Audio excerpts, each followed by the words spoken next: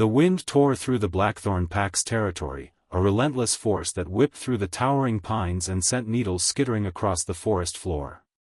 The air was thick with the scent of damp earth and the faint tang of smoke from the ceremonial fire burning in the heart of the pack's gathering place. Elara crouched in the shadows of a gnarled oak, her breath shallow, her heart a traitor that refused to slow despite her best efforts to calm it. Tonight was supposed to be her night, the night she would stand beside Kale, her fated mate and the pack's rising alpha, and be named his Luna. The mate bond, that shimmering thread of instinct and longing that had tethered her to Kale for 2 years, thrummed faintly in her chest. But it was frayed now, its once vibrant warmth dulled by a creeping coldness she couldn't ignore. She adjusted her position, the rough bark scraping against her back, and peered down at the clearing below, where the pack had gathered under a sky bruised with storm clouds. Elara was no warrior, no high-born wolf with a lineage to boast.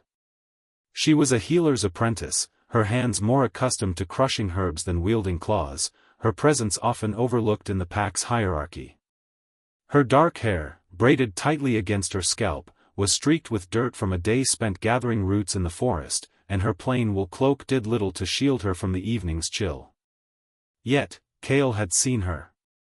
2 years ago, under a blood-red moon, their eyes had met across a crowded festival, and the mate bond had snapped into place, a force so powerful it had stolen her breath. He'd been a young warrior then, not yet alpha, with golden eyes that promised forever and a smile that made her believe in it. They'd spent stolen nights by the river, whispering dreams of a future where she'd stand at his side, not just as his mate but as his equal. But dreams, Elara was learning, were fragile things, easily shattered by ambition and betrayal. For weeks, the signs had been there, though she'd tried to dismiss them.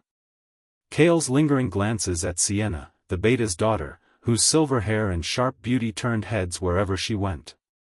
The way his laughter, once reserved for Elara, now followed Sienna's coy remarks.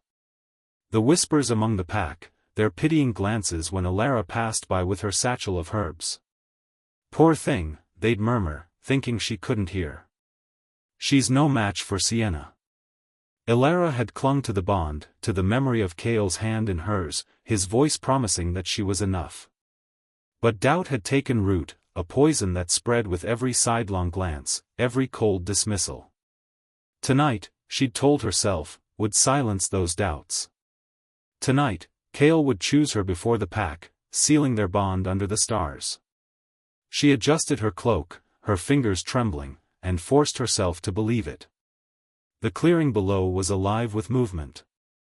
Wolves in human form milled about, their faces lit by the towering bonfire.